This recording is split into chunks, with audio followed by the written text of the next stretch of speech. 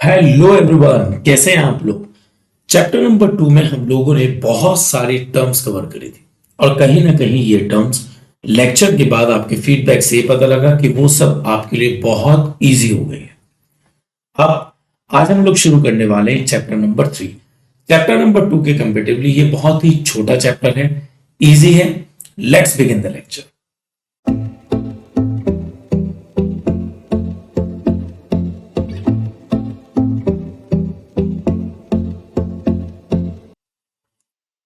एक बात पूछूं, आप लोगों को कभी ना कभी इस बात में बहुत बार सुनने के लिए मिला होगा कि बच्चों का पढ़ाई में मन बिल्कुल नहीं लगता क्योंकि उनका एनवायरनमेंट खराब हो चुका है। अब यहां पर एनवायरनमेंट का मीनिंग क्या है? एक्चुअली ऐसा तो नहीं होगा कि बच्चों को घर में ये बात बोली जाती होगी कि तुम बिल्कुल ना पढ़ो। दैट मीन्स बच्चा जब घर से बाहर जाता है, कोई स्टूडेंट जब घर से बाहर जाता है, तो या तो उसके फ्रेंड्स कुछ इस टाइप से होंगे जिनका पढ़ाई में कम मन लगता होगा, या वो स्टूडेंट कहीं ना कहीं अदर एक्टिविटीज से डिस्ट्रैक्टेड होगा जिससे उसका मन पढ़ाई में नहीं लगता होगा। इसका मतलब जब हम किसी बच्चे के बारे में बात करते हैं कि इसका एनवायरनमेंट खराब है, तो हम उसके घर के अंदर की एक्टिविटीज या घर की पॉलिसीज की बात नहीं करते हैं, हम घर से बाहर की बात करते हैं। सेम किसी भी बिजनेस में होता है। किसी भी बिजनेस में एनवायरनमेंट जो होता है कहीं ना कहीं वो बिजनेस के आउटसाइड फोर्सेज होता है। फॉर एग्जाम्पल, कोरोना का टाइम हुआ है। फॉर एन एग्जाम्पल, कोरोना का टाइम था, बहुत सारे बिजनेसेस डाउन हुए, तो वहां पर हमने ये बोला कि आजकल तो माहौल ही नहीं है पैसा कमाने का। इसका मतलब वो जो माहौल था वो बिजनेस की वजह से नहीं था, वो बिजनेस से बाहर के फैक्टर्स की वजह से था। उसमें गवर्नमेंट पॉलिसीज हो सकती हैं या कोरोना इफेक्ट हो सकता है। ऐसे ही अगर हम कहते हैं कि आजकल बिजनेस के अंदर माहौल बहुत बिगड़ गए हैं सर्वाइव होने के, तो इसका मतलब हो गया है या तो हम बात कर रहे हैं बिजनेस के कॉम्पिटिटर्स बहुत सारे मार्केट में आ चुके हैं, या सोसाइटी का ट्रेंड चेंज हो चुका है। और अगर हम ये कहते हैं कि अब तो बिजनेस एनवायरनमेंट बहुत अच्छा हो चुका है, इसका मतलब हम बात कर रहे हैं बिजनेस में गवर्नमेंट पॉलिसीज की जो कहीं ना कहीं बिजनेस के लिए फेवरेबल हो चुके हैं, या कॉम्पिटिटर्स के कंपेरेटिवली आपका बिजनेस बहुत अच्छा एक्सेल कर रहा है। इन सब एग्जाम्पल के अंदर हमने कहीं ना कहीं बिजनेस एनवायरनमेंट में उन सब फैक्टर्स के बारे में बात करी है जो कहीं ना कहीं एक्सटर्नल फैक्टर्स होते हैं। तो बिजनेस एनवायरनमेंट एक तरीके से कलेक्टिव इन्फ्लुएंस होता है वो सब एक्सटर्नल फैक्टर्स का जो हमारे बिजनेस के कंट्रोल से बाहर होते हैं। आपको देखिए, गवर्नमेंट जो भी पॉलिसी बनाएगी वो बिजनेस के तो कंट्रोल में है नहीं। कब लॉकडाउन लगाना है, कब जीएसटी के कौन से रूल चेंज होंगे, इन्हें बिजनेस तो कभी नहीं कंट्रोल कर सकता। कॉम्पिटिटर्स कैसा प्रोडक्ट मार्केट में लॉन्च कर रहे हैं वो भी बिजनेस कंट्रोल नहीं कर सकता। टेक्नोलॉजिकल कितने अपग्रेडेशन हो रहे हैं वो भी बिजनेस कंट्रोल नहीं कर सकता। तो ऐसे सारे फैक्टर्स जिन्हें बिजनेस खुद कंट्रोल नहीं कर सकता, वो सब के सब हमारे मिलकर बिजनेस एनवायरनमेंट बनाते हैं। तो सिंपली हम ये भी कह सकते हैं it is everything in the universe outside the organisation. मतलब ऑर्गेनाइजेशन के बाहर की जितनी भी चीजें हैं वो सब हमारे बिजनेस के एनवायरनमेंट पर फर्क डालती है और उसी को हम लोग बिजनेस एनवायरनमेंट कहते हैं। तो सिंपली हम ये भी कह सकते हैं it's everything in universe outside the organisation. Organisation से बाहर की जो भी चीजें हैं, चाहे वो सोसाइटी है, गवर्नमेंट पॉलिटिक्स है, टेक्नोलॉजिकल अपग्रेडेशन है, या इसके अलावा और भी कोई फैक्टर्स हैं like competitors and all that, ये सब के सब हमारे बिजनेस पर इंपैक्ट डालते हैं और इन्हीं को हम लोग बिजनेस एनवायरनमेंट कहते हैं। हम एक चीज मानते हैं कि ये एक यूनिवर्स है और हमारा ये छोटा सा इसमें बिजनेस है। अब अगर मैं यूनिवर्स में से बिजनेस को हटा दूंगा तो ये जितना भी सेक्शन बचेगा ये सब हमारा business environment means take out the universe. आप एक यूनिवर्स लें, subtract from it the subset that represent the organisation. इस यूनिवर्स में से आप बिजनेस को आप हटा दीजिएगा, ये जो हमारा बिजनेस है आप हटा दीजिएगा, तो अब आपका जो भी एनवायरनमेंट में सेक्शन बचता है ये सारा का सारा बिजनेस एनवायरनमेंट कहलाता है। और जो कि बिजनेस के कंट्रोल से बाहर होता है। बिजनेस गवर्नमेंट की पॉलिसीज नहीं कंट्रोल कर सकता, कॉम्पिटिटर्स की पॉलिसी कंट्रोल नहीं कर सकता, टेक्नोलॉजिकल एडवांसमेंट कंट्रोल नहीं कर सकता, तो वो सब फैक्टर्स जो बिजनेस से बाहर हैं और आउट ऑफ कंट्रोल हैं, वो सब हमारे बिजनेस एनवायरमेंट है। अब ऐसी कौन कौन सी चीजें हैं जो बिजनेस एनवायरमेंट पर इंपैक्ट डालती है? First is government policies. आप खुद देखिए, कोविड का टाइम था, लॉकडाउन के लिए गवर्नमेंट ऑल्टरनेट डेज बोल रही थी बिजनेस ओपन करिएगा या शाम 7 बजे तक आप अपनी शॉप्स ओपन करिएगा। क्या आपका इस पर कोई कंट्रोल है? बिल्कुल भी नहीं है। तो इसका मतलब गवर्नमेंट के जो भी डिसीजन है, for example tax can increase, make product more expensive for customer. अब गवर्नमेंट ने ये डिसाइड करा कि हम टैक्सेस को इंक्रीज करते हैं, प्रोडक्ट कॉस्टली हो गया, बट बिजनेस इसके ऊपर कोई भी कंट्रोल नहीं रखता। ऐसा तो नहीं हो सकता बिजनेस ये कहे कि नहीं मैं तो टैक्स कम ही लूंगा कस्टमर से क्योंकि मेरा प्रोडक्ट कॉस्टली हो रहा है। तो आपको क्या लगता है बिजनेस मार्केट में सर्वाइव करेगा? बिल्कुल भी नहीं। टेक्नोलॉजिकल एडवांसमेंट, आज की डेट में टेक्नोलॉजिकल इंप्रूवमेंट बहुत तेजी से हो रहा है। आपको देखिए, अब से 25-30 साल पहले जब भी कोई फैमिली कहीं घूमने जाती थी तो वो जाकर उस वेन्यू पर होटल बुक कराती थी। आज के डेट में आप मेक माई ट्रिप से कहीं भी होटल बुक करा सकते हैं। तो कहीं ना कहीं मेक माई ट्रिप ने बिजनेस पे इंपैक्ट डाला, कुछ बिजनेसेस को पॉजिटिव किया, इंपैक्ट डाला। तो कहीं ना कहीं मेक माई ट्रिप ने बिजनेसेस को फ्लरिश किया। आज टूरिज्म इंडस्ट्री बहुत फ्लरिश हो रही है इस तरीके से ऑनलाइन बुकिंग प्लेटफॉर्म से।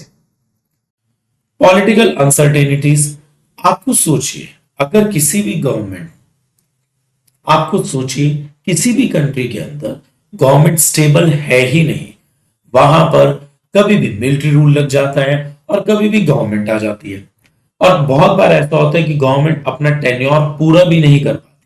आपको क्या लगता है वहां पर बिजनेस जो है सरवाइव करेंगे? अब यहां पर बिजनेस का खुद का तो कोई रोल है नहीं, बल्कि ये पूरा का पूरा रोल गवर्नमेंट पॉलिसीज का है, जिसकी वजह से बिजनेसेस या तो सफर करेंगे और अगर पॉलिसीज अच्छी होगी तो बिजनेस फ्लरिश करेंगे। कंज्यूमर प्रेफरेंस, आपको देखिए अगर कस्टमर हेल्थ कॉन्शियस है और इस हेल्थ कॉन्शियस की वजह से वो आज की डेट में सिर्फ वो फूड लेना पसंद करता है जो उसके हेल्थ को प्रोटेक्ट करे, तो आपको नहीं लगता कि ये मैदे वाली सब आइटम्स बंद हो जाएंगी? इसका मतलब आज की डेट में कस्टमर इतना कॉन्शियस हो गया है कि भाई मुझे अपनी हेल्थ से रिलेटेड बहुत ज्यादा ध्यान रखना है, इसलिए मैं मैदे वाली चीजें नहीं खाऊंगा बल्कि होल ग्रेन प्रोडक्ट्स लूंगा। इससे मैदे वाले बिस्किट की डिमांड कम हो जाएगी और होल ग्रेन की डिमांड बढ़ जाएगी। अब आप बताइए क्या इसमें बिजनेस ने कुछ किया? कुछ भी नहीं किया।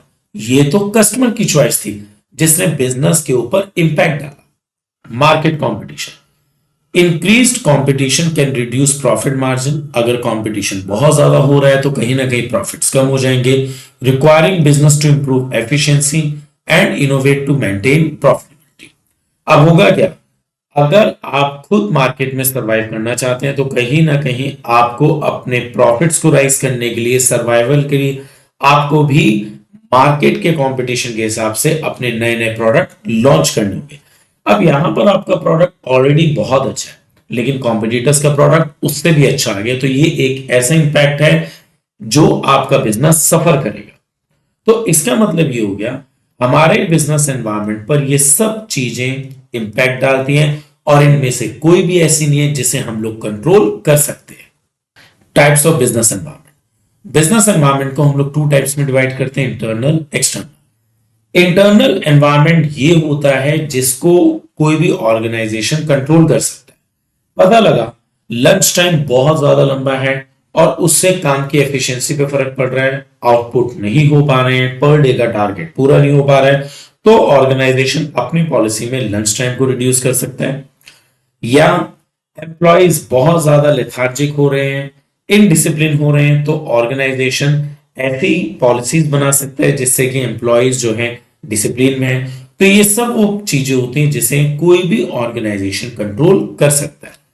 N environment which an organisation can control, for example policies regarding employees work, lunch break etcetera. मगर इसके अलावा एक्सटर्नल एनवायरमेंट वो होता है जो कहीं ना कहीं बिजनेस के कंट्रोल में होता ही नहीं। अभी मैंने पीछे बताया था आपको गवर्नमेंट की पॉलिसीज, मार्केट के कंपटीशन। नाउ रिमेंबर हम लोग जब भी बिजनेस एनवायरनमेंट की बात करेंगे तो हम कहीं ना कहीं एक्सटर्नल एनवायरनमेंट की ही बात करेंगे। Now this is a very important question, explain the dimensions of business environment. आप इसको डायमेंशंस कहें या आप इसको फैक्टर्स कहें, ऐसे कौन सी डायमेंशंस या फैक्टर्स हैं जो हमारे बिजनेस पर फर्क डालती है?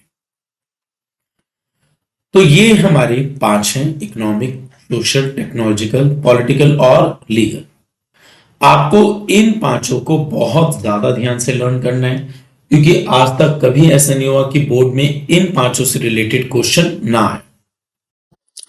Now first is economic environment. Economic environment जो है कहीं ना कहीं हमारे बिजनेस में एक बहुत ही क्रूशियल रोल प्ले करते हैं। आप खुद देखिएगा, इंटरेस्ट रेट का एग्जांपल लेते हैं। अगर आपको इंटरेस्ट रेट जो है ज्यादा मिलता है, मतलब आपको रेट ऑफ इंटरेस्ट किसी भी लोन का 6% की जगह 9% हो जाता है, इससे आपकी जो कॉस्ट है, कॉस्ट ऑफ बोरिंग, वो महंगी हो जाएगी आपकी। और महंगी कॉस्ट ऑफ बोरिंग जो है कहीं ना कहीं आपकी कॉस्ट ऑफ प्रोडक्शन को भी राइज करेंगे। अब इसका ये इंपैक्ट होगा कि जब आपकी प्रोडक्शन कॉस्ट ज्यादा आएगी तो वो सामान मार्केट में महंगा बिकेगा और आपको कम कस्टमर्स मिलेंगे। अब इंटरेस्ट रेट एक ऐसा फैक्टर है जो आपके कंट्रोल में नहीं है, लेकिन वो आपकी सेल को डायरेक्टली हिट कर रहा है। इसके अपोजिट अगर हम इसी एग्जांपल को इस तरीके से देखते हैं कि अगर हमें इंटरेस्ट रेट कम मिलता है, रेट ऑफ बोरिंग जो है हमारे लिए 9 की जगह सिर्फ 2% हो जाती है, तो हमारी कॉस्ट ऑफ बोरिंग कम हो जाएगी, कॉस्ट ऑफ प्रोडक्शन कम होगा और इससे कहीं ना कहीं सामान मार्केट में सस्ता बिकेगा, ज्यादा कस्टमर मिलेंगे और ज्यादा प्रॉफिट होगा। Disposable income. डिस्पोजेबल इनकम का मतलब ये होता है कि एक आदमी अपनी टोटल इनकम का कितना हिस्सा मार्केट में खर्च कर सकता है। फॉर एन एग्जाम्पल, यहां पर एक व्यक्ति हैं राम, और उनकी टोटल इनकम जो है वो है 1 लाख रुपए, लेकिन इस 1 लाख में, लेकिन इस 1 लाख रुपए में उनको हाउस लोन जो देना पड़ता है वो है लगभग 20,000 रुपीज EMI। तो कहीं ना कहीं मिस्टर राम 20,000 रुपीज देने के बाद 80,000 ही उनके पास बचते हैं, जिसे वो अपने मन मर्जी से खर्च कर सकते हैं।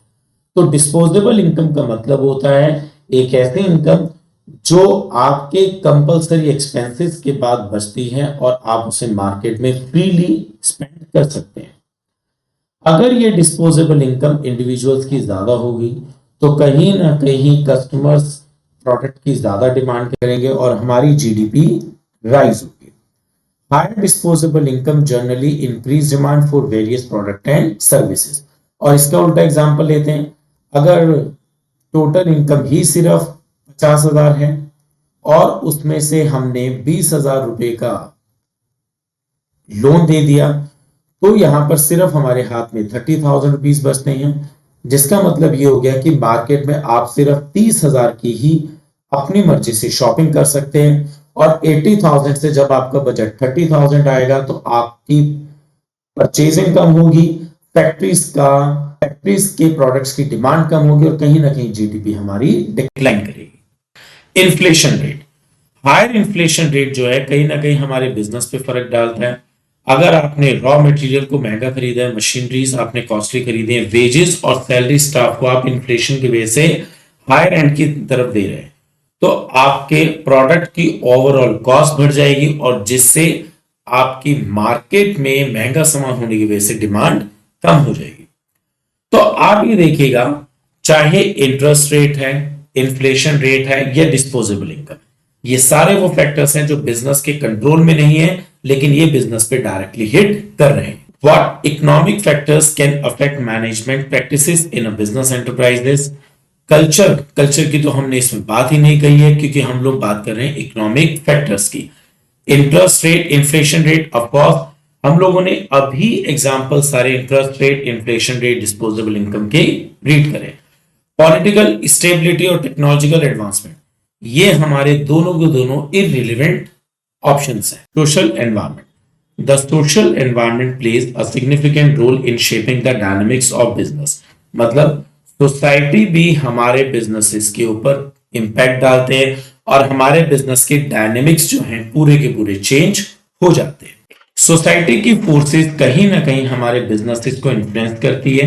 For an example, customs and traditions. Customs और ट्रेडिशंस वो प्रथाएं होती हैं जो बहुत समय से चलती चली आ रही है।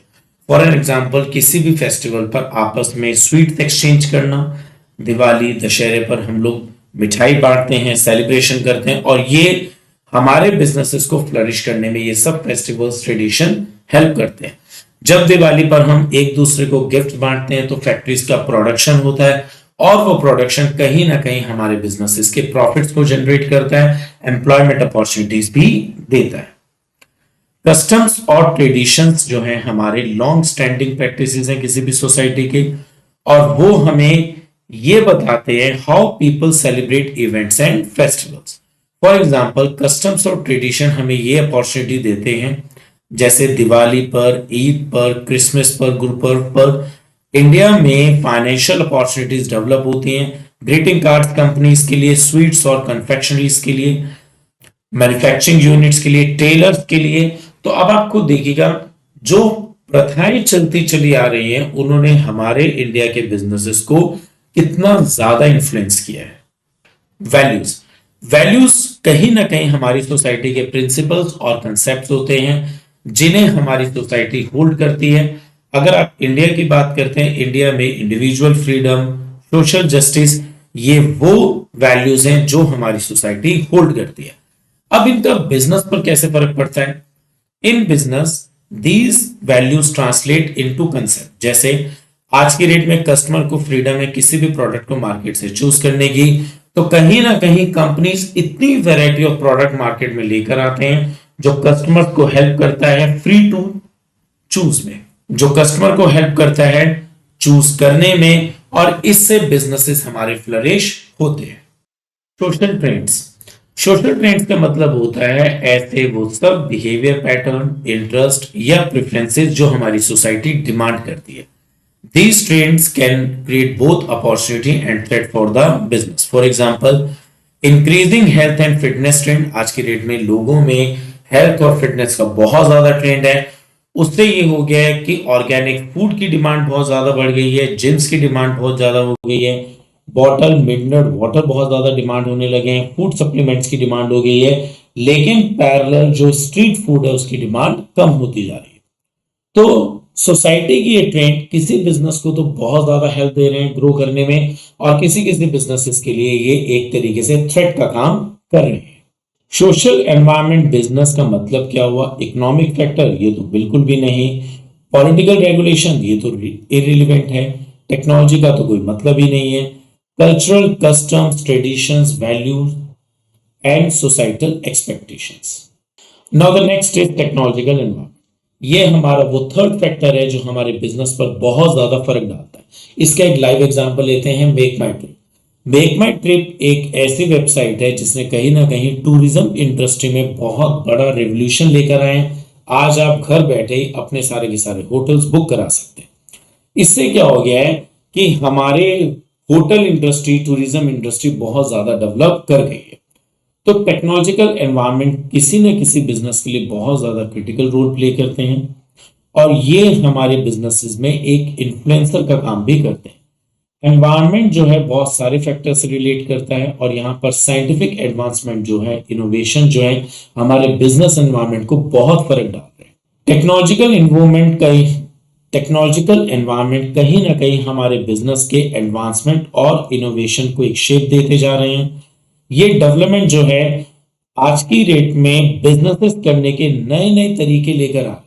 फॉर एन एग्जांपल, फ्लिपकार्ट की बिग बिलियन सेल, मेक माई ट्रिप, यात्रा.com, रेलवे की ऑनलाइन टिकट वेबसाइट। तो कहीं ना कहीं ये सब वो टेक्नोलॉजिकल एडवांस टेक्नोलॉजिकल एडवांसमेंट है जो हमारे बिजनेसेस को फ्लरिश कर रहे हैं। नए नए मेथड्स, टेक्निक्स बिजनेस को कंडक्ट कराने में हेल्प कर रही है।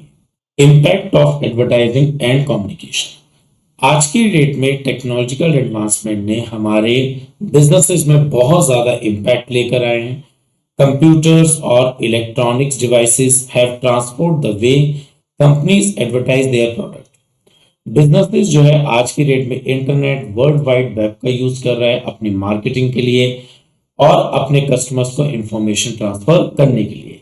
चेक फ्लाइट टाइमिंग, आप चाहे फ्लाइट के टाइम चेक करें, फ्लाइट के फेयर चेक करें या आप कोई भी ऑनलाइन बुकिंग कराएं, ये कहीं ना कहीं टेक्नोलॉजिकल एडवांसमेंट की वजह से ही पॉसिबल हुआ है, जिसने हमारे बिजनेसेस को बहुत ज्यादा फ्लरिश किया है।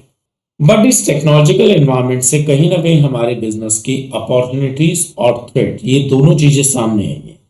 अगर हम बात करते हैं ऑन गोइंग इनोवेशंस की, जैसे आज की डेट में इंजीनियरिंग फील्ड में बहुत ज्यादा हो रहे हैं, रोबोटिक्स में हो रहे हैं, फूड प्रिजर्वेशन के अंदर हो रहे हैं, मेडिसिन के अंदर हो रहे हैं, इन चीजों ने हमारे बिजनेसेस में अपॉर्चुनिटीज और थ्रेट दोनों को ही डेवलप किया है। ये इनोवेशंस हमारे बिजनेस के डेवलपमेंट के लिए बहुत जरूरी है, नए नए प्रोडक्ट्स के लिए, सर्विसेज के लिए। ये हमारे बिजनेस की ऑपरेशनल एफिशिएंसी को इंक्रीज कर रहे हैं और कॉम्पिटिटिवनेस को भी इंक्रीज कर रहे हैं। तो ये सब चीजें जो हैं अपॉर्चुनिटी को इंडिकेट कर रही हैं, बट पैरेलल कहीं ना कहीं हमारे बिजनेसेस के अंदर ये ऑब्स्टेकल्स का काम भी कर रहे हैं। मतलब अगर आप टेक्नोलॉजिकली एडवांस नहीं हैं तो आपके बिजनेसेस उतने प्रॉफिट जनरेट नहीं कर पाएंगे, आपके बिजनेसेस उतने अच्छे रन नहीं कर पाएंगे। तो ये टेक्नोलॉजिकल एनवायरनमेंट कहीं ना कहीं बिजनेस में अपॉर्चुनिटी और थ्रेट दोनों का काम कर रहे हैं। तो कहीं ना कहीं आपको देखेगा, अगर फ्लिपकार्ट बहुत ज्यादा फ्लरिश हुए हैं तो it is due to technology, और अगर कोई traditional business day by day down जाता जा रहा है तो इसका मतलब यह है वो टेक्नोलॉजिकली अपने आप को अपग्रेड नहीं कर रहे हैं। तो यहां पर टेक्नोलॉजिकल एनवायरनमेंट दोनों फेसेस पे काम कर रहा है, अपॉर्चुनिटीज भी और थ्रेट भी। टेक्नोलॉजिकल एनवायरनमेंट का मतलब क्या है बिजनेस में? सोशल ट्रेंड्स बिल्कुल भी नहीं, scientific improvement absolutely right, government policies तो है नहीं और इकोनॉमिक फैक्टर्स तो बिल्कुल भी नहीं। Now the next is political environment. आप खुद देखिए, आप क्या अपने बिजनेस को किसी एक ऐसी कंट्री में करना चाहेंगे जहां पर पॉलिटिकल अनरेस्ट बहुत ज्यादा हो? आपको ये नहीं पता कि जो इलेक्टेड गवर्नमेंट है कब उस गवर्नमेंट को मिलिट्री ओवररूल कर जाए। आप ये नहीं जानते कि वहां पर अनरेस्ट सिचुएशंस कब क्रिएट हो जाए। तो कहीं ना कहीं पॉलिटिकल एनवायरनमेंट हमारे बिजनेस को बहुत ज्यादा इंपैक्ट डालता है। मल्टीनेशनल कंपनीज हमेशा उन कंट्रीज के अंदर बिजनेस करती हैं जहां पर पॉलिटिकल स्टेबिलिटी सबसे ज्यादा पाई जाती है। पॉलिटिकल एनवायरनमेंट एक क्रिटिकल एस्पेक्ट है हमारे बिजनेस के लिए। Political conditions, stability, government attitude, ये सब बातें जो है हमारे बिजनेस पर एक सिग्निफिकेंट इंपैक्ट डालती है। General stability and peace. Political environment के अंदर हम लोग ये बात देखते हैं कि जो हमारी पॉलिटिकल कंडीशंस है किसी भी कंट्री की, वो किस हद तक हमारे लिए स्टेबल हैं और पीसफुल हैं। स्टेबल पॉलिटिकल कंडीशंस के अंदर बिजनेस जो है हम ज्यादा अच्छे ढंग से प्रेडिक्ट कर सकते हैं, अपने बिजनेस को लॉन्ग टर्म के लिए कॉन्फिडेंटली कर सकते हैं, और पॉलिटिकल स्टेबिलिटी जो है हमारे बिजनेस के ग्रोथ को बहुत ज्यादा ला सकती है और इकोनॉमिकल डेवलपमेंट भी किसी भी कंट्री में ला सकती है। जैसे कि मैंने अभी बताया कि आपको यही नहीं पता कि जो हमारी गवर्नमेंट अब इलेक्ट हुई है वो अपना टेन्योर पूरा करेगी भी या नहीं, तो आप उस गवर्नमेंट की पॉलिसी पर कैसे रिलाय कर सकते हैं। और ये जो लैक ऑफ ट्रस्ट है, लैक ऑफ कॉन्फिडेंस है इलेक्टेड गवर्नमेंट पर, वो हमारे बिजनेस को हमेशा इंपैक्ट डालता है। गवर्नमेंट का जो एटीट्यूड होता है बिजनेस के लिए वो भी बहुत ज्यादा इन्फ्लुएंस करता है हमारे बिजनेस को। एटीट्यूड इलेक्टेड गवर्नमेंट का रिप्रेजेंट करता है हमारे बिजनेस के ऊपर, और ये एक बहुत ही वाइटल रोल प्ले करता है।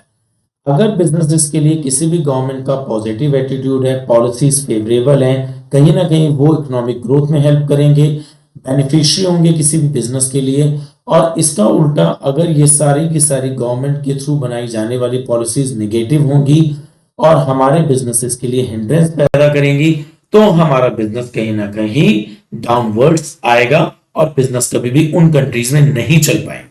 खाली हम बात बिजनेस की ही ना करें, अगर हम बात इन्वेस्टर्स की भी करें, आप नॉर्मली उन कंपनीज के अंदर फॉरेन से अगर कोई भी इन्वेस्टर हमारी कंट्री में आता है या किसी भी दूसरी कंट्री में जाता है तो वो सबसे पहले उस कंट्री में पैसा इन्वेस्ट करेगा जहां पर वो कॉन्फिडेंट होगा कि इलेक्टेड गवर्नमेंट की पॉलिसीज और उसका टाइम पीरियड हमेशा फेवरेबल होगा।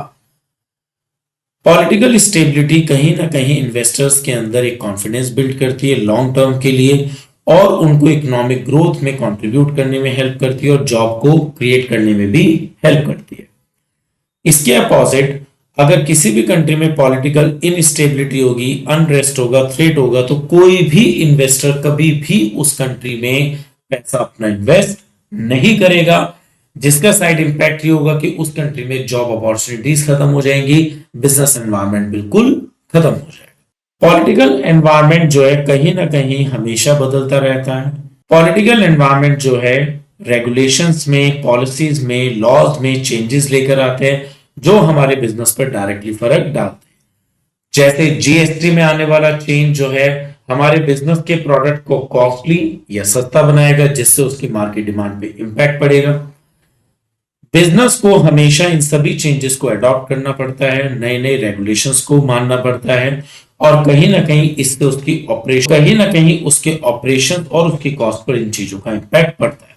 पॉलिटिकल स्टेबिलिटी, पॉजिटिव गवर्नमेंट का एटीट्यूड, ये दोनों चीजें इकोनॉमिक ग्रोथ में हेल्प करती हैं, और इसका रिजल्ट ये निकलता है कि बिजनेस बहुत इजीली एक्सपैंड होते हैं और प्रॉस्पेरियस हो जाते हैं। पॉलिटिकल एनवायरनमेंट का मीनिंग क्या हुआ? टेक्नोलॉजिकल एडवांसमेंट बिल्कुल भी नहीं। General stability and peace in the country, absolutely right.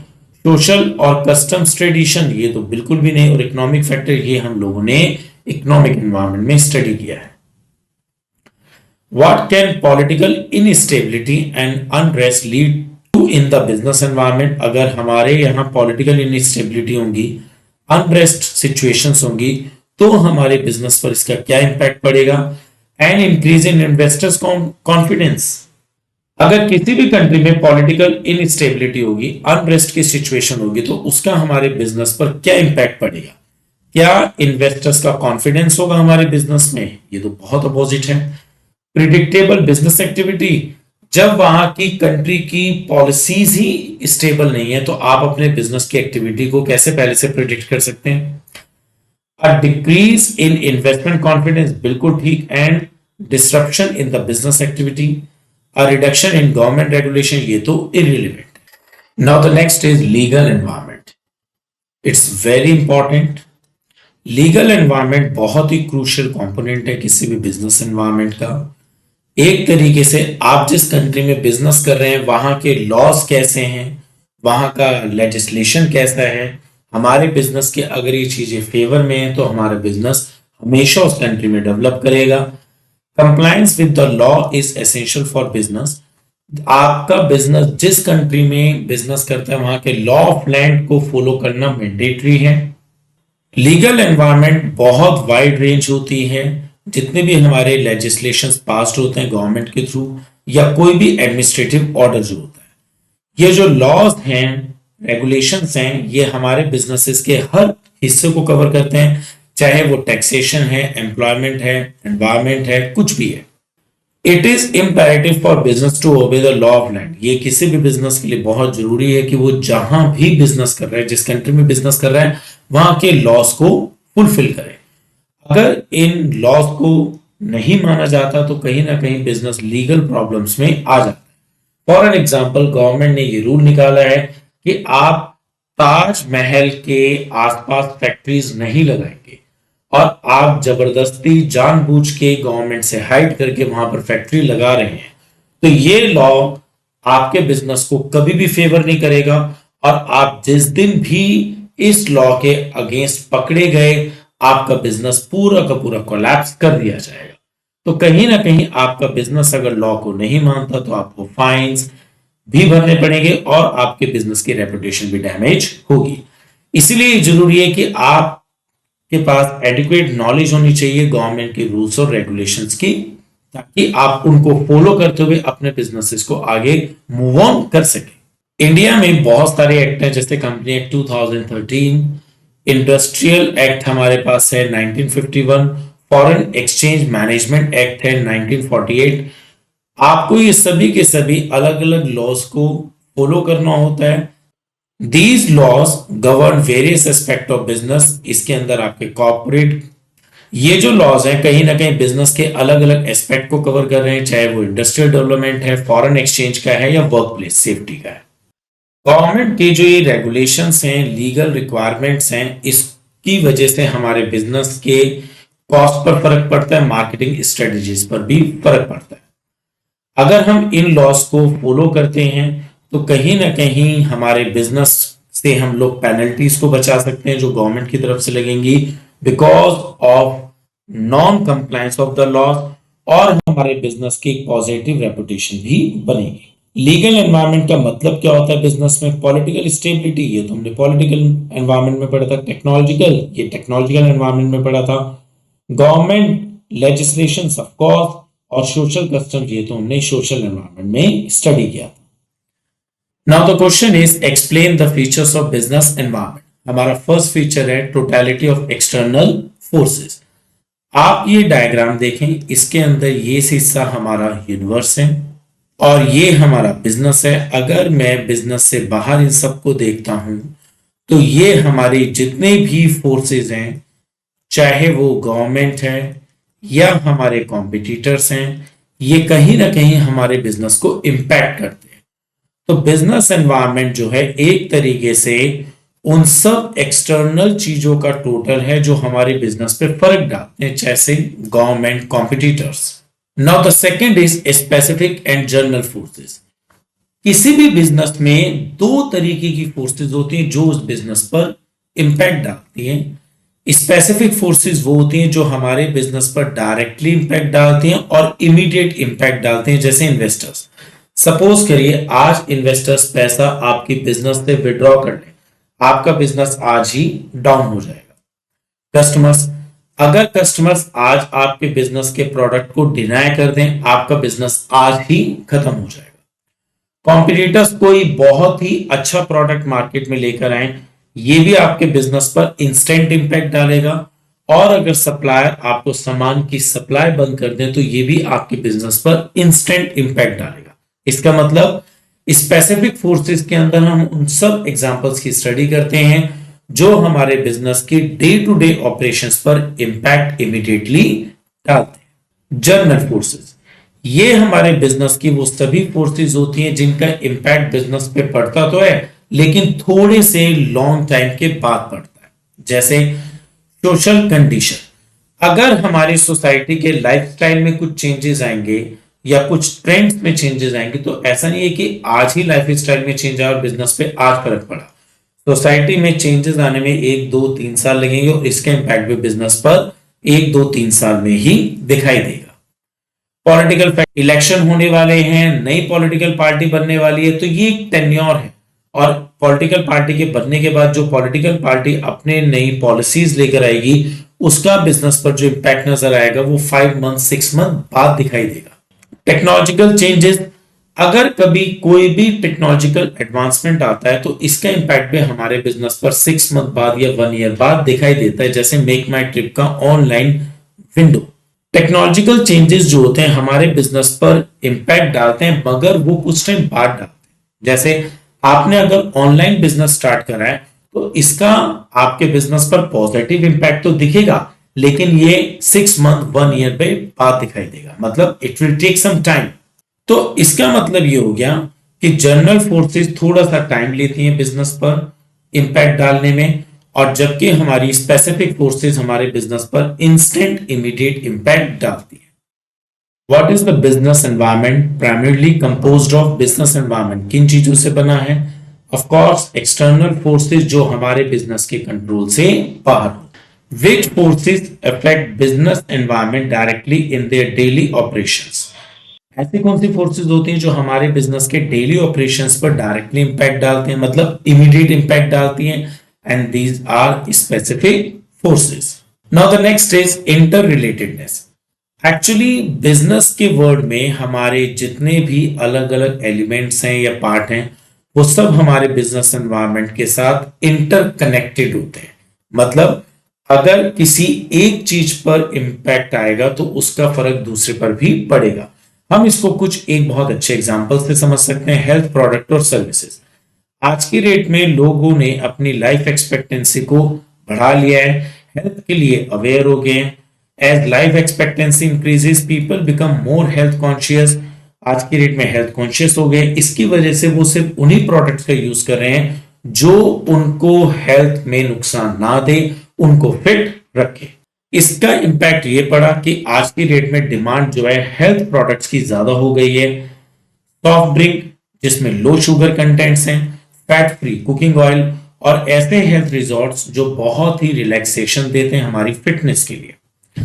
इसके अलावा changing life style, availability of new health product ने हमारी लाइफ स्टाइल में चेंजेस लेकर आए हैं। जैसे हेल्थियर ड्रिंक चॉइस में lead to change in dietary habits. अगर आप अच्छे ड्रिंक्स लेते हैं तो आपकी डाइटरी हैबिट्स में चेंज आता है, मतलब आप कोल्ड ड्रिंक की जगह मट्ठा, छाछ ये चीजें लेते हैं तो आपकी हैबिट्स में भी चेंज आता है। फैट फ्री कुकिंग ऑयल जो है कहीं ना कहीं आपकी रेसिपीज में चेंजेस लेकर आ रहा है। और विजिटिंग हेल्थ रिजॉर्ट जो है एनकरेज कर रहे हैं रेगुलर एक्सरसाइज और relaxation. Now the next is dynamic nature. Dynamic का मतलब होता है अडॉप्ट चेंजेस। बिजनेस एनवायरनमेंट जो है नई नई चीजों को अडॉप्ट कर रहा है और उन सब चीजों को अडॉप्ट कर रहा है जो उसके बिजनेस को फ्लरिश करने में हेल्प कर रहे हैं। बिजनेस एनवायरनमेंट कैरेक्टराइज्ड है डायनेमिक नेचर से, जिसका मतलब होता है कांस्टेंट चेंजेस। ये जो चेंजेस हैं बहुत सारे फॉर्म में आ रहे हैं, जैसे टेक्नोलॉजिकल एडवांसमेंट हो गए, कस्टमर के प्रेफरेंसेस में चेंज आ गया है, नए नए कॉम्पिटिटर्स मार्केट में आ रहे हैं। आज की डेट में टेक्नोलॉजी जो है कॉन्स्टेंटली एडवांस होती जा रही है, नए नए इनोवेशंस आ रहे हैं, इंप्रूवमेंट्स हो रहे हैं प्रोडक्ट्स में, उनके प्रोसेसेस में, कम्युनिकेशन में। हम इसका एक एग्जांपल है इंट्रोडक्शन ऑफ स्मार्टफोन्स। कहीं ना कहीं इन स्मार्टफोन्स ने हमारे बिजनेस में एक बहुत जबरदस्त रिवॉल्यूशन लेकर आए और बिजनेस जो है हमारे इन स्मार्टफोन्स की वजह से ज्यादा फ्लरिश हुए हैं। आप इन स्मार्टफोन पर कोई भी ऑनलाइन ऐप देख सकते हैं सेल परचेज से रिलेटेड, आप कोई सेल लगा सकते हैं, आप कोई ऑनलाइन बुकिंग कर सकते हैं। तो कहीं ना कहीं इन सब टेक्नोलॉजिकल एडवांसमेंट को बिजनेसेस ने अडॉप्ट करा है और अपने बिजनेस को फ्लरिश किया है। अनसर्टेनिटी, बिजनेस एनवायरनमेंट जो है बहुत ज्यादा अनसर्टेन है। इसका मतलब ये हो गया कि हम लोग फ्यूचर की इवेंट्स को कभी भी प्रिडिक्ट नहीं कर सकते। When changes in the environment occur rapidly, अगर एनवायरमेंट में बहुत तेजी से चेंजेस आ रहे हैं तो हम वहां पर कोई भी प्रिडिक्शन फ्यूचर की नहीं ले सकते, जैसे फैशन इंडस्ट्री है या इंफॉर्मेशन टेक्नोलॉजी है। अनसर्टेनिटी का मेन इंपैक्ट है difficult in predicting the future. Business environment जो है आज की डेट में बहुत सारे एक्सटर्नल फैक्टर्स से बना है, जैसे economic condition, technological advancement, customer preferences, और इन सब चीजों को पहले से एसेस कर पाना बहुत मुश्किल है कि फ्यूचर में कस्टमर का क्या टेस्ट आएगा, विंटर्स में कस्टमर क्या डिमांड कर सकता है, समर्स में कस्टमर क्या डिमांड कर सकता है। Rapid changes in certain industries जैसे इंफॉर्मेशन टेक्नोलॉजी होगी, फैशन होगी, इनमें बहुत तेजी से चेंजेस आ रहे हैं। टेक्नोलॉजिकल इनोवेशंस जो हैं वो शिफ्ट कर रहे हैं हमारी इंडस्ट्रीज के ट्रेंड्स को। बिजनेस एनवायरनमेंट एक कॉम्प्लेक्स फिनोमिना है, इसके अंदर बहुत सारे इंटर रिलेटेड डायनेमिक कंडीशंस हैं। आप खुद देखिए, कस्टमर के चॉइसेस बहुत अनसर्टेन है, फैक्टर्स बहुत सारे ऐसे हैं जिसकी वजह से बिजनेस को रेगुलर अपने में चेंजेस लाने पड़ते हैं, डायनेमिक बनता जा रहा है। इसके अलावा बहुत सारी ऐसी फोर्सेस हैं जो बिजनेस पर बहुत ज्यादा फर्क डालती है। तो कहीं ना कहीं इन सब बातों से हमारा बिजनेस बहुत ज्यादा कॉम्प्लेक्स है। Understanding the entirely of A given environment can be A challenging.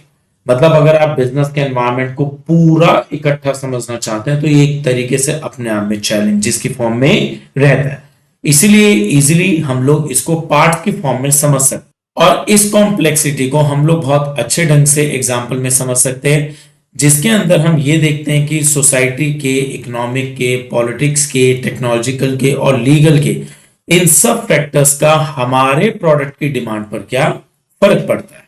Change in product demand, understanding the relative impact of society, economic, political, technological और लीगल जो है हमारे प्रोडक्ट की डिमांड में बहुत ज्यादा चेंजेस लेकर आते हैं। तो अगर हम ये देखना चाहें एग्जैक्ट इन्फ्लुएंस क्या है सोसाइटी का, इकोनॉमिक का और लीगल रेगुलेशंस का कस्टमर की प्रेफरेंस पर, ये एक बहुत ही कॉम्प्रिहेंसिव एनालिसिस रहेगा। नाउ कॉम्प्लेक्सिटी, बिजनेस एनवायरनमेंट एक बहुत ही कॉम्प्लेक्स फिनोमिना। आपको देखिएगा बिजनेस अपने आप में डायनेमिक भी है, बहुत सारी फोर्सेस उसको इफेक्ट भी करती हैं, लीगली भी उसको चीजों को एक्सेप्ट करना पड़ता है, और कस्टमर के टेस्ट के बारे में तो यही नहीं पता फ्यूचर में कब कौन सा चेंज आ जाए। It comprises numerous interrelated conditions, इसमें बहुत सारी इंटररिलेटेड कंडीशंस होती हैं। Understanding the entirely of given environment can be A challenging, अगर आप पूरे एनवायरनमेंट को इकट्ठा समझने पर आओगे तो बहुत चैलेंजिंग होगा, इसलिए हम इसको पार्ट्स में समझना ज्यादा इजी मानते हैं। मतलब आप ये समझ सकते हैं कि सोसाइटी का हमारे बिजनेस पर क्या इंपैक्ट है, गवर्नमेंट का क्या इंपैक्ट है, कॉम्पिटिटर्स का क्या इंपैक्ट है, इन सबको हम अलग अलग पार्ट्स में इजीली समझ सकते हैं। नाउ रिलेटिविटी, रिलेटिविटी का मीनिंग है यहां पर डिफरेंट।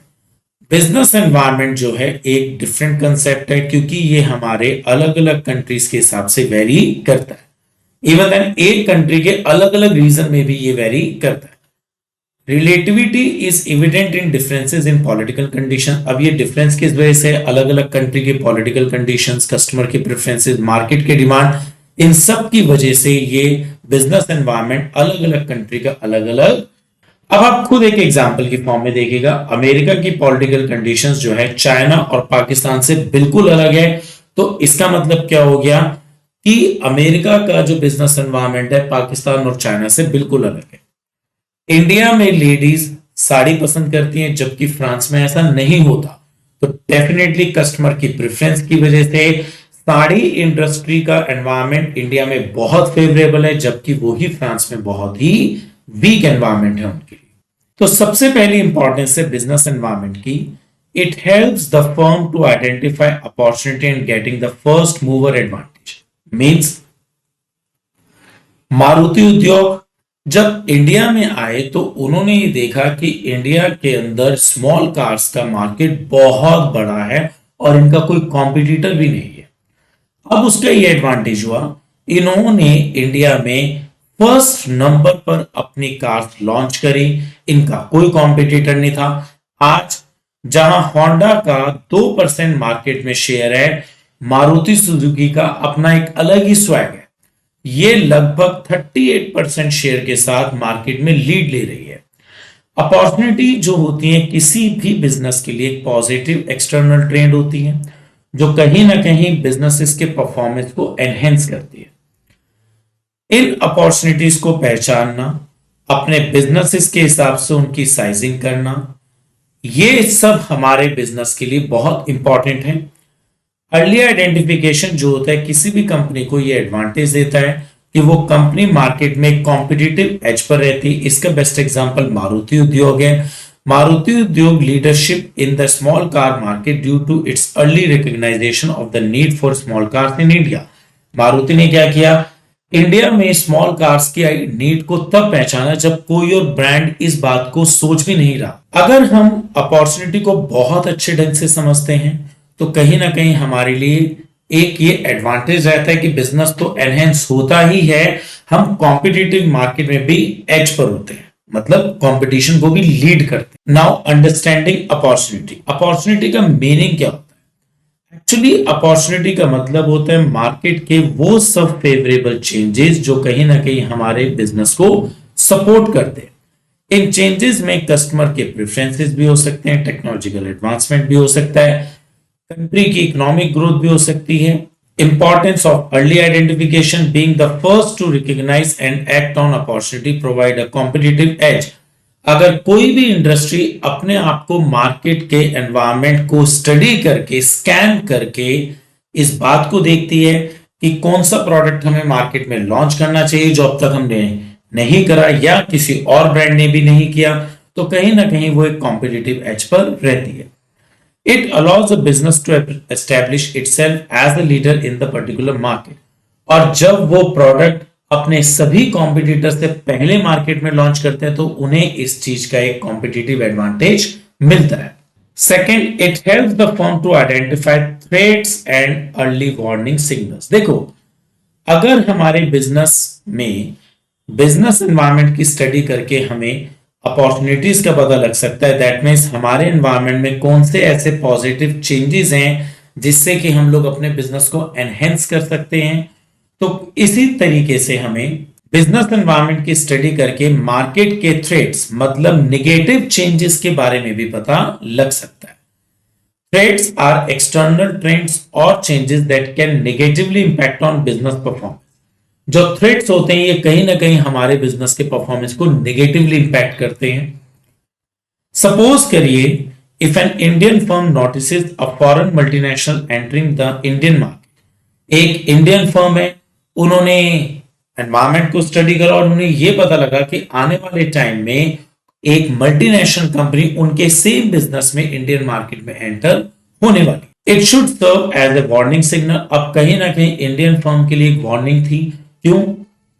कंपटीशन राइज होगा, प्रॉफिट्स कम होंगे और मार्केट शेयर भी शेयर करना पड़ेगा। In response Indian firm can prepare by improving product quality.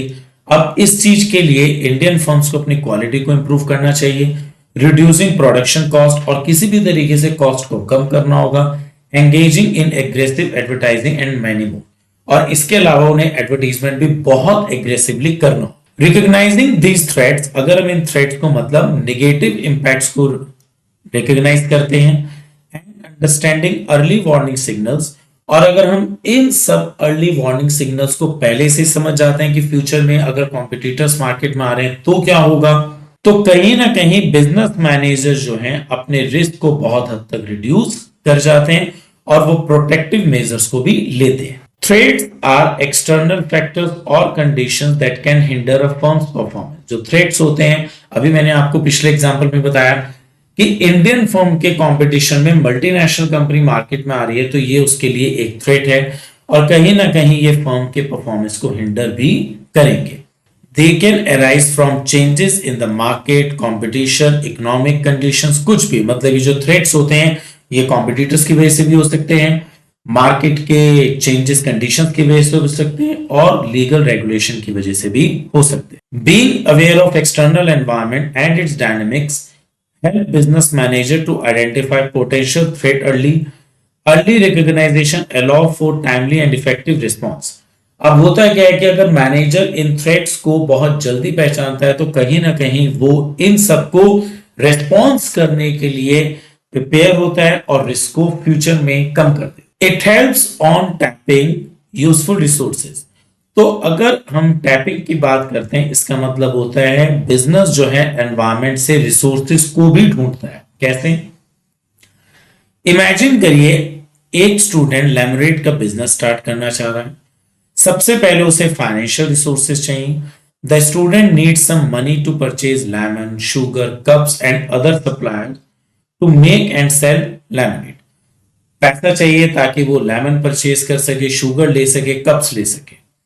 They might also need a small table, एक छोटी टेबल भी उसको चाहिए। They can either use their allowance और borrow some money from their parents. या तो अगर उसके पास अपना पैसा है वो उसको भी यूज कर सकता है या वो पेरेंट्स से कुछ पैसा उधार भी ले सकता है। Raw material, lemon, sugar, water, ये सब रॉ मटेरियल हैं जो लेमनेड बनाने के लिए चाहिए। These resources come from the environment. अब ये आप देखिएगा सारे के सारे रिसोर्सेज एनवायरमेंट से आ रहे हैं, चाहे वो हमारा लेमन है, शुगर है, like the local grocery store और garden. Machinery, in this simple example machinery could be a juicer. अब उस स्टूडेंट को लेमनेड के बिजनेस के लिए जूसर चाहिए, लेमन्स को स्क्वीज करने के लिए। These tools make the process more efficient. और ये जो मशीन्स होती हैं कहीं ना कहीं वेस्टेज को मिनिमम करेंगे और एफिशिएंसी को भी राइज करेंगे। Power, electricity, electricity is needed to run the juicer और ब्लेंडर। अब जाहिर सी बात है उसे जूसर या ब्लेंडर चलाने के लिए लाइट भी चाहिए। And this resource come from the local power grid.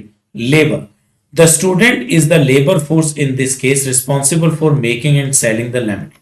They might also ask a friend to help.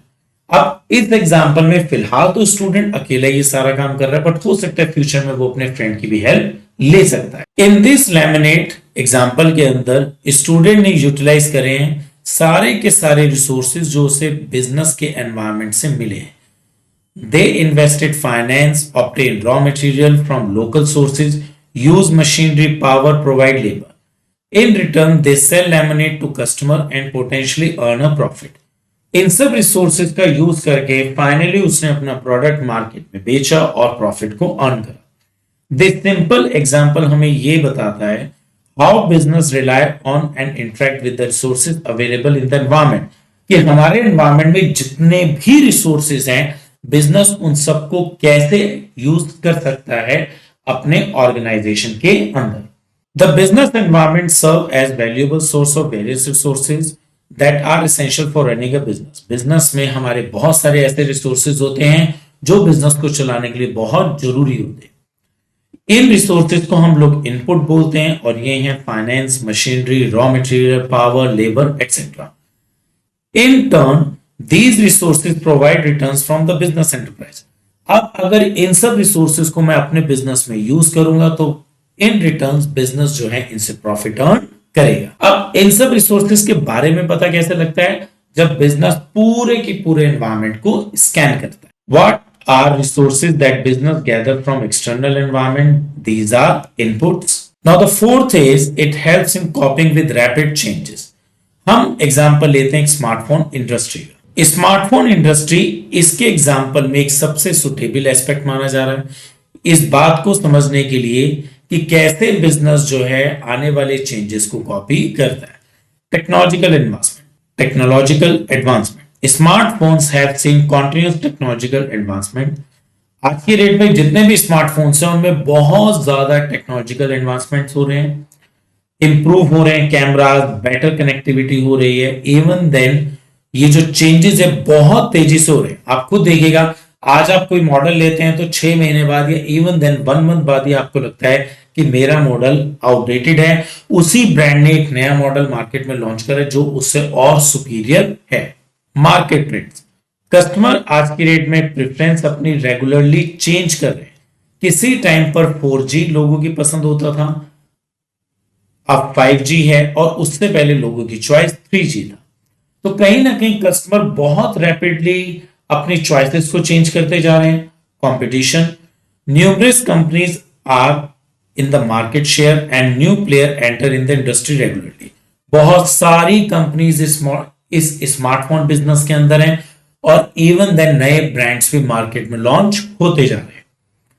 जैसे सैमसंग है, एप्पल है. लाइक एप्पल, सैमसंग ये पुराने प्लेयर्स हैं और अब मार्केट में वन प्लस ऐड हो रहा है. मतलब पुराने प्लेयर्स भी मार्केट में और नए प्लेयर्स भी ऐड ऑन हो रहे हैं. How companies cope with these rapid changes. अब इतने सारे चेंजेस के साथ स्मार्टफोन बनाने वाली कंपनीज कैसे अपने आप को सस्टेन कर रही हैं, कैसे चेंजेस को ला रही हैं. Research and development. Smartphone companies बहुत सारा पैसा अपने रिसर्च और डेवलपमेंट में ला रहे हैं टेक्नोलॉजीज के. They have team dedicated to study market trends. उनके पास अपनी टीम है जो मार्केट के ट्रेंड को समझ रही है. आपको देखिएगा कि पहले टैब्स नहीं होते थे, अब टैब्स भी आने लग गए हैं. पहले टच स्क्रीन वाले फोन अब से 20 ईयर बैक बहुत रेयर होते थे. अब 99% मार्केट शेयर टच स्क्रीन का ही है. Developing cutting edge features and design. Market analysis. Companies continuously analysis कर रहे हैं कस्टमर के प्रेफरेंस को और मार्केट्स के ट्रेंड को. दे कंडक्ट सर्वे, टाइम पर सर्वे कंडक्ट करा रहे हैं. Gather data from social media and use customer feedback. ये एग्जांपल बहुत अच्छे ढंग से हमें डेमोन्स्ट्रेट कर रहा है आज की डेट में बिजनेसेस जो हैं in the dynamic smartphone industry cope with the rapid changing effectively. The contemporary business environment is characterized by its dynamic nature, where changes occur at an accelerated pace. मतलब आज की डेट में environment को अगर हम study करते हैं तो चेंजेस बहुत तेजी से हो रहे हैं. It is not just the occurrence of changes, और सिर्फ चेंजेस हो ही नहीं रहे हैं एट द स्पीड, और जिस स्पीड से ये चेंज हो रहे हैं, मतलब स्पीड बहुत तेज है किसी भी चीज के चेंज होने की. मोबाइल इंडस्ट्री के अंदर टेक्नोलॉजी बहुत तेजी से चेंज हो रही है. To effectively navigate and cope with these significant changes, manager must thoroughly understand and analyze the environment. अब environment के इन सब changes को समझने के लिए मैनेजर्स को बहुत thoroughly study करनी पड़ेगी इस environment की, और डेवलप करने पड़ेंगे appropriate course of action ताकि इन सब changes को मैनेजर cope up कर सके. What characteristic the modern business environment with regard to change?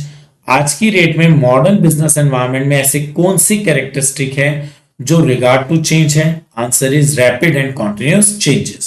It helps in assigning in planning and policy formation. The fifth one, हम ये लेकर चलते हैं आज की डेट में मार्केट में नए नए प्लेयर्स आ रहे हैं. When new competitors enter the market, it intensifies competition. In response, a business may need to revisit its strategies, potential, focus on product differentiation, cost reduction. जैसे नए नए प्लेयर्स मार्केट में आते हैं, पुराने बिजनेस हाउसेस जो है अपने बिजनेस के पॉलिसी को दोबारा से रिवाइज करते हैं, उनकी स्ट्रेटजीज को दोबारा से रीसाइजिंग करते हैं, कहीं ना कहीं कंपटीशन की वजह से कॉस्ट को कम करने की कोशिश करते हैं और अपने प्रोडक्ट को दूसरे मार्केट में आने वाले कॉम्पिटिटर्स के प्रोडक्ट से अलग करते हैं. और आपको क्या लगता है ये सब जो चेंजेस होते हैं, ये सब जो चीजें होती हैं, एक तरीके से assigning in planning and policy formation. Business environment आज की डेट में अपॉर्चुनिटी और थ्रेट दोनों का प्लेटफॉर्म है. मतलब आप अगर बिजनेस एनवायरनमेंट को स्कैन करते हैं और उसे समझते हैं तो आपको ये पता लग जाता है फ्यूचर में हमारे पास क्या अपॉर्चुनिटीज हैं और आपको ये पता लग जाता है क्या क्या थ्रेट्स हैं. और ये दोनों चीजें कहीं ना कहीं बहुत ही इंपॉर्टेंट रोल प्ले करते हैं बिजनेस की प्लानिंग और पॉलिसीज में. Understanding and analysing the environment provides the foundation for determining the future course of action. अगर आप एनवायरनमेंट को बहुत अच्छे ढंग से समझ रहे हैं तो आप फ्यूचर कोर्स ऑफ एक्शन को डिजाइन कर रहे हैं, which we call planning, and establishing guideline for decision making, और गाइडलाइंस जनरेट कर रहे हैं डिसीजंस को लेने के लिए, एंड दीज आर पॉलिसीज. तो कहीं ना कहीं बिजनेस एनवायरनमेंट हमें प्लानिंग और पॉलिसीज में पूरा हेल्प कर रहा है. Now the next is it helps in improving performance.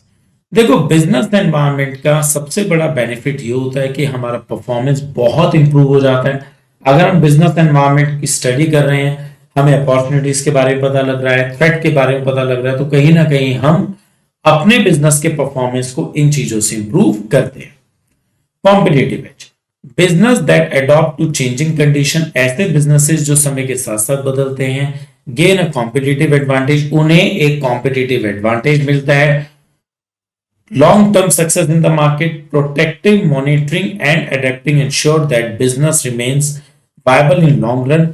अगर आप अपने बिजनेस को रेगुलर मॉनिटर कर रहे हैं, चेंजेस को अडॉप्ट कर रहे हैं, तो कहीं ना कहीं आप लॉन्ग टर्म तक सक्सेसफुल रहेंगे. Innovation and growth, environmental awareness जो है कहीं ना कहीं इनोवेशन को डेवलप करती है और उससे इंप्रूवमेंट और ग्रोथ होती है. Understanding the business environment directly impact the performance of an enterprise. अगर हम बिजनेस एनवायरनमेंट को बहुत अच्छे ढंग से समझते हैं तो हमारे बिजनेस के परफॉर्मेंस एनहेंस होते हैं.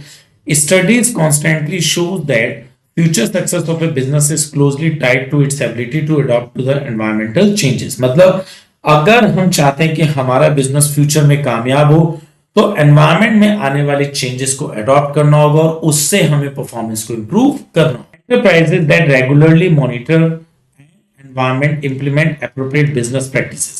ऐसे ऑर्गेनाइजेशन जो रेगुलर अपने बिजनेस को मॉनिटर कर रहे हैं, एनवायरनमेंट की स्टडी कर रहे हैं, वो कहीं ना कहीं प्रैक्टिसेस को भी डेवलप करते हैं. Their current performance but also sustain success in the market over extended period. अब जब वो अपने करंट परफॉर्मेंस को इंप्रूव करते हैं तो लॉन्ग लास्टिंग तक वो बिजनेस में सस्टेन रहते हैं, मार्केट में कॉम्पिटिटिव एज पर सस्टेन करते हैं.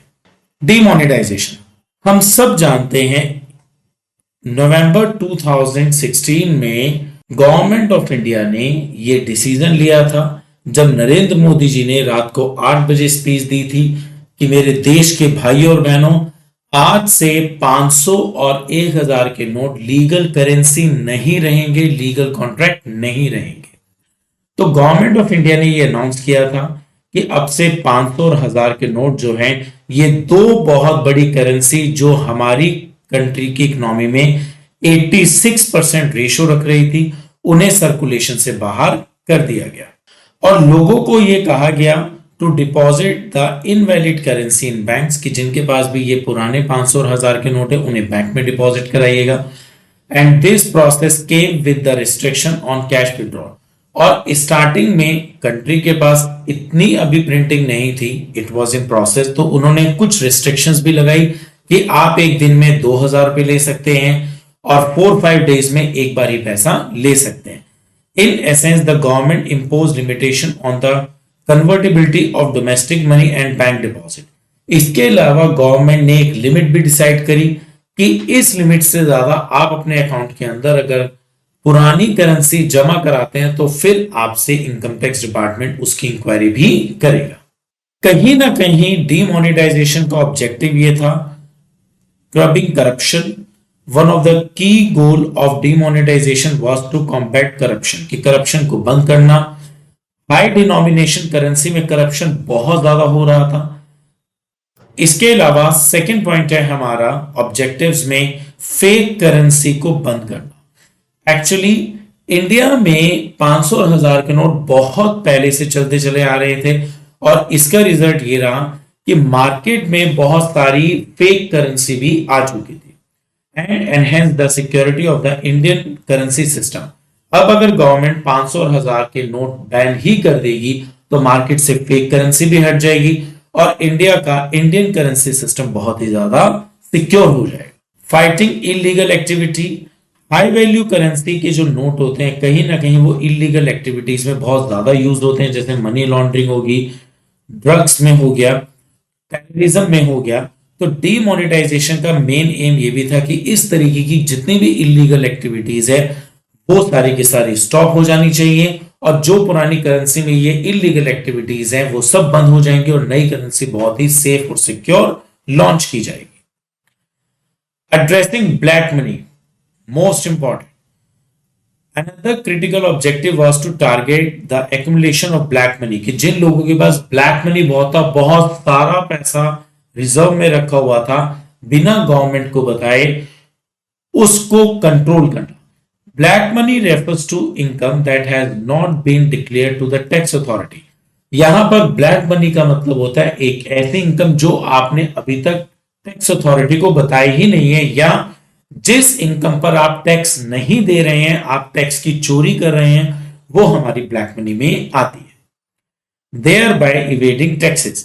By invalidating high denomination notes, the government aimed to make it difficult for individuals to holding unaccounted wealth. अब जब गवर्नमेंट ऑफ इंडिया ने बड़े नोट बंदी कर दिए तो वो ब्लैक मनी को स्टोर कहां करेगा, उसे रख के फायदा तो कुछ है नहीं, क्योंकि 3 महीने बाद 2016 नवंबर के ये 100% बैंक में जमा होने भी बंद किए जाने थे।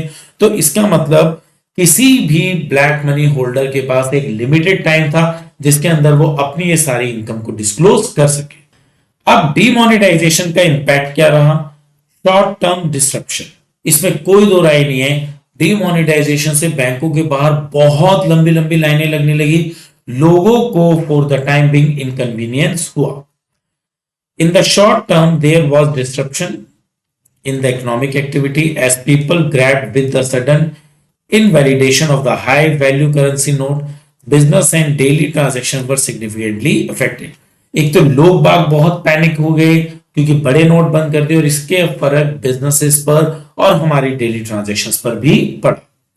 Increase in digital payment, demonetisation से पहले भी गूगल पे, पेटीएम थे बट इसे बहुत कम लोग यूज करते थे, बट आज की डेट में डीमोनेटाइजेशन के बाद डिजिटल पेमेंट एक हमारा कल्चर बन गया। To cope with the cash crunch there was a search in digital payment and electronic transaction. अब हमारा फिजिकल कैश तो 500,000 का बंद हो गया, उससे डिजिटल पेमेंट बहुत तेजी से फ्लरिश हुआ। This accelerated the government push for digital economy, और ये कहीं ना कहीं गवर्नमेंट को डिजिटल इकोनॉमी बनाने में भी हेल्प कर रहा था।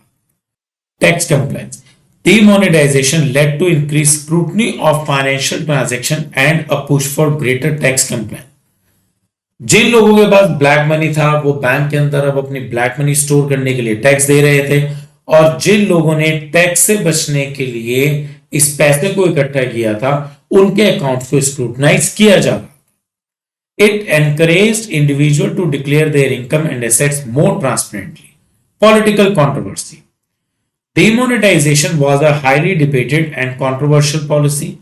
Demonetization पे बहुत ज्यादा डिबेट हुई, क्या इसकी गवर्नमेंट को जरूरत है, इससे जो पब्लिक को इनकन्वीनियंस हो रही है उसका नुकसान कौन भरेगा, बिजनेसेस जो for the time being collapse कर गए उनको कैसे तैयार किया जाएगा।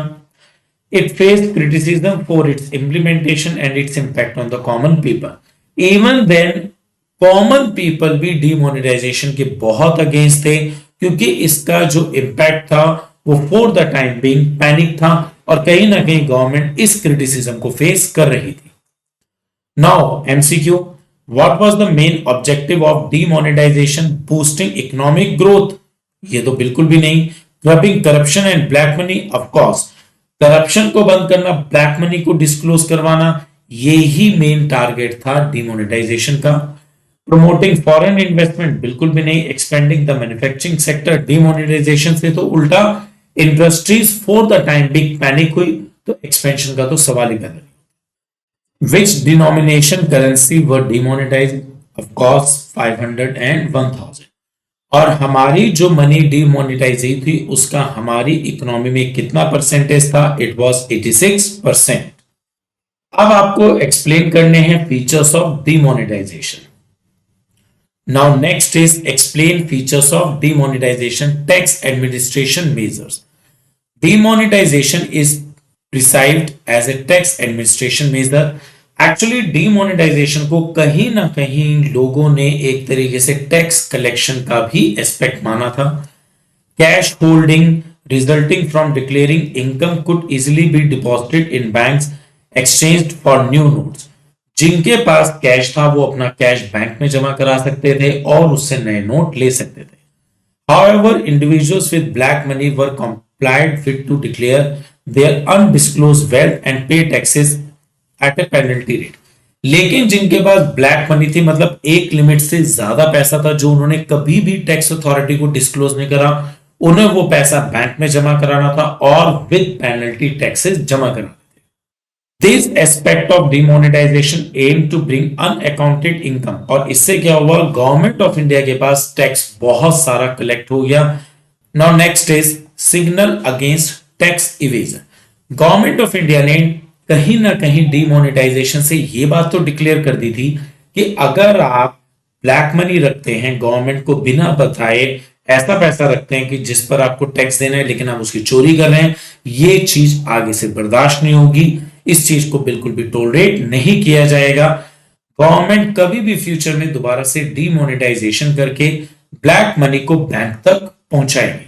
Demonetisation is also seen as a signal from the government that tax evasion will no longer be tolerated और एक्सेप्टेड. और कहीं ना कहीं इस चीज ने ट्रांसपेरेंसी को जनरेट किया टैक्सेस और income. Formalisation of saving. Demonetization had the effect of channelizing saving into the formal financial system, while a significant portion of the cash deposit in the banks may eventually be withdrawn.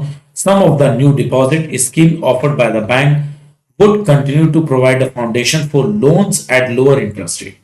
The formalization of saving aimed to promote financial inclusion and make credit more accessible. Formalization of saving. Demonetisation ने कहीं ना कहीं इस बात को effect किया कि लोगों का जो पैसा था वो सेविंग अकाउंट्स में आया और वो कहीं ना कहीं फॉर्मल फाइनेंशियल सिस्टम में यूज किया जाए. एक पोर्शन कैश का डिपॉजिट हुआ और एक ही हिस्सा विड्रॉल के लिए अलाउ किया गया. इसके बाद नई डिपॉजिट स्कीम्स को मार्केट में लॉन्च किया गया और एक तरीके से लोगों को लोन जो है बहुत लेस इंटरेस्ट पर ऑफर किए गए. This formalization of saving aimed to promote financial inclusion and make credit more accessible. और इसने कहीं ना कहीं लोगों में एक फाइनेंशियल इंक्लूजन को डेवलप करा, प्रमोट करा और क्रेडिट जो है बहुत इजीली अवेलेबल किया गया. Transition to a less cash economy.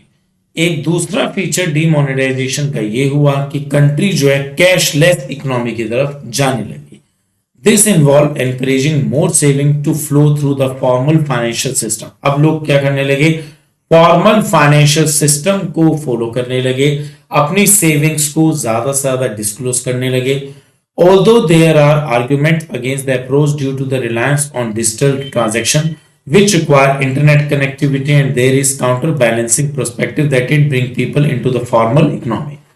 हालांकि ये जो है, हालांकि लेस कैश इकोनॉमी कहीं ना कहीं एक डिबेट का मुद्दा भी बनी कि अगर हम ऑनलाइन पेमेंट करते हैं तो हम लोगों के पास इंटरनेट कनेक्शन होना चाहिए. क्या ये ऑनलाइन पेमेंट सेफ और सिक्योर है? This shift can increase financial saving and reduce tax evasion by leaving a digital